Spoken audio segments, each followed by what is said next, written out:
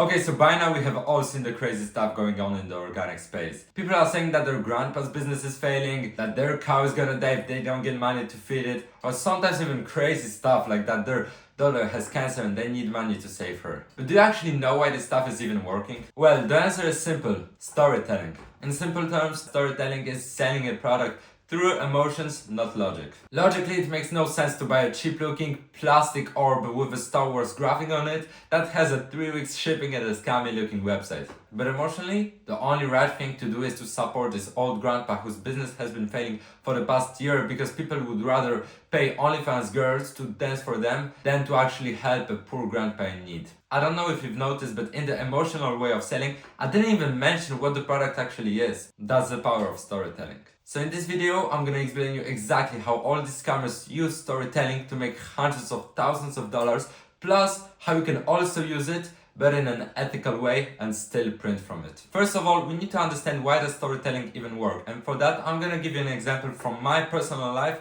that should also be pretty familiar to you. I first started doing business after seeing Iman Gadzhi and getting really inspired from him. Iman Gadzhi was raised by a single mother who really struggled financially. He also always felt like the traditional 9 to 5 way is just not for him. He always had bad grades and he was never the best at school, but he still knew that he is meant for something bigger. So he started an online business, made millions from it, and bought his mom anything she could ever dream of. And obviously after hearing his story, I was completely sold on the idea of starting an online business. This example is the purest form of emotional selling through storytelling. I mean, imagine he tried to sell me on starting an online business through the logical way of thinking. He would have to say that 9 out of 10 businesses fail within the first year, that it takes thousands of hours every single day, how the journey is very lonely, and everything that's bad about business. Bro, no one would ever want to start an online business after hearing all of this stuff. It's the exact same case with the grandma scams. People turn off your logic and turn on your emotional way of thinking. That way they can get you sold on anything. The grandma method uses sympathy, but there's also many other emotions that make people want to buy something. Iman Gadzhi uses aspiration. Supreme uses the fear of missing out. And Nike, they create the feeling of belonging and community. Now let's go over one of these grandma videos and see exactly how they use storytelling to evoke empathy in the viewer. Please share this. Thank you.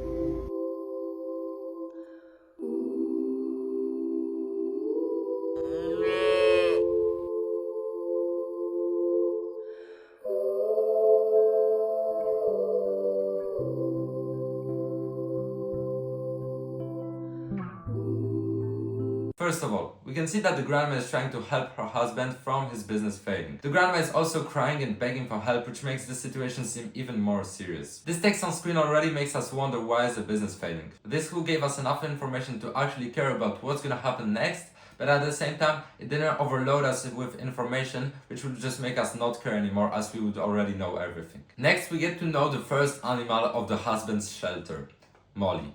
She was found near the farm. Next we also see Moose. We get to know that both animals never part their ways from each other. With these informations we already know the story very personally. It's not just a random shelter with some random animals, it's the grandma's husband's shelter who takes care of Moose and Molly, two best friends. We also saw how the animals actually look, which made our connection with them even deeper. Next we learned that Grandpa's business has been struggling financially lately, so he started making cow sleepers to keep Moose and Molly fed. Just look at how all of this is personal. Moose and Molly, which we already got to know and see how cute they are now struggling to even stay alive. The grandpa that had already saved Molly once by finding her abandoned next to the shelter and taking her with him, now has to save the cows again. So he started making cow sleepers to just have a little chance of saving Moose and Molly from dying. At the end we get to know that this is not really working out for him and he probably won't be able to save Moose and Molly. This isn't just about saving some random shelter, this is about saving the shelter of Moose and Molly. The reason why we want to save those animals that we got to know so well is because we got to know them so well in the first place. The story evoked empathy in us. Now this is how I would have made the story even better. We knew that Moose and Molly were best friends, so instead of saying that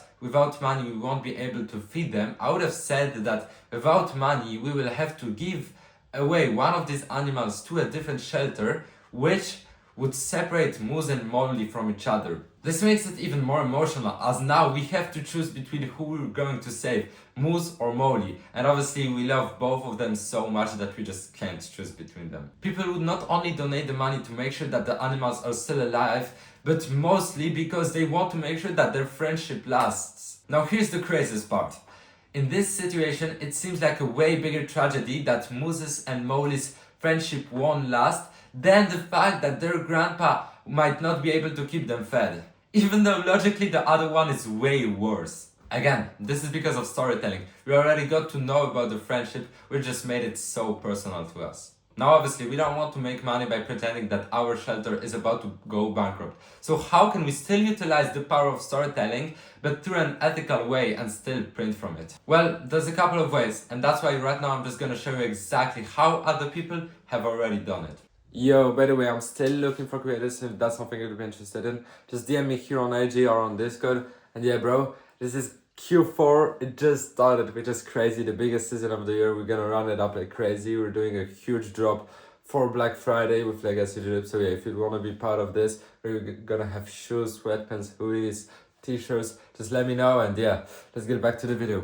First of all, we have the brand called CWIC. The founder, whose name is Sophie, has been struggling with mental health issues for the past couple of years, and now she made a clothing brand to help people just like her with their mental health issues. This girl is literally making around 200k every single drop, and sometimes she even has drops where she does over $500,000. Now, how does she even do it, bro? Well, it's clear. It's because of the storytelling. She made it clear from the beginning what is her story and why should people buy from her. She didn't sell a product, she sold an emotion. She sold relatability, the feeling of safety, and the feeling of belonging. And she did all of that by making her story clear from the beginning. Every video she made, she would always tell people how she has mental health issues and how she has migraines all the time. After doing this for over a year, it was clear why should people buy from her. She was just like them, because they knew her story and that she also struggled with mental health issues all the time. The actual clothes didn't even matter. They literally have like 20 or 30% polyester, which is so bad for these days. All that mattered is her story, and the story she shared. Okay guys, unfortunately my phone died, but yeah, I'm back. So the next example I want to use is this brand called Mellow Clip, which basically makes flexible hair clips. Now let's go over one of her vids.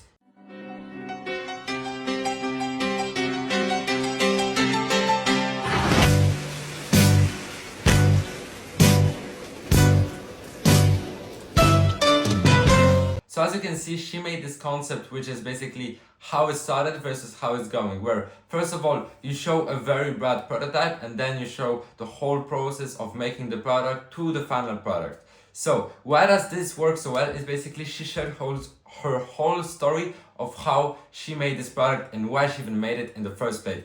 And the type of stories like this are very relatable. And the next thing what is very good about these stories is it shows how something was very bad and now it's very good. And this contrast makes the final product look even better. Now, if we go to her account, we can see that she shares this type of content all the time, where she shows basically why she made the product and then how it came out. And because of that, it is just so much more relatable to people. When people see her story, that is the exact same as theirs, right? Because she was struggling with those hair clips, like they were not holding, they were breaking. That's the exact same thing these people that are watching are going through, right? And then they see that the final product helped her, so obviously it will also help them. And that's why basically they are sold on this emotion, because it is just relatability. And last example I want to use, which is not really ethical and I wouldn't really recommend it, because these guys basically lied that their dog died. But so let's see what they do.